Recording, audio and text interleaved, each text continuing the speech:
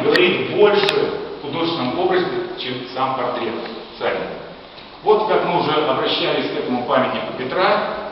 Это дикий, необузданный конь.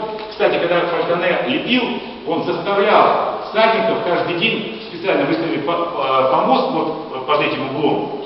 Он смотрел, как галопом конь может вскочить туда. Фотоаппаратов не было, ему просто нужно запомнить. И много-много раз вскакивали, и тогда он ловил эти моменты. Дикий, необузданный конь, как наш реформатор-царь. А вот там же, на Исаакиевской площади, с другой стороны собора, стоит памятник Николаю Первому. Здесь противопоставлен, кстати, лепил тот. Четкая, строгая, сухая фигура императора. А Николай I это был тот человек, который вот там с Бенкендорфом, декабристы, это вот все его деятельность. Да?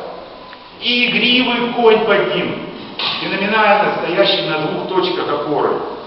А вот совершенно другой император, Александр III, могучего, богатырского сложения, и эта скульптура почти карикатура, и такой же могучий тяжеловоз под ним. То есть вот как характер царя отражался на характере лошади. Лошади настолько органично вошли в человеческую жизнь, что переплелась судьба лошади, человека, стали романсы. Все это было близко. Иногда через лошадей передавали свои чувства.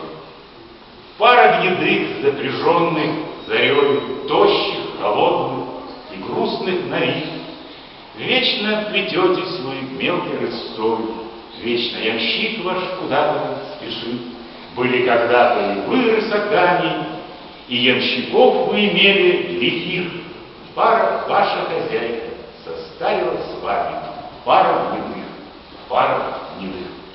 А вот романсы, которые, может быть, сейчас уже неизвестны, но которые в свое время были очень популярны.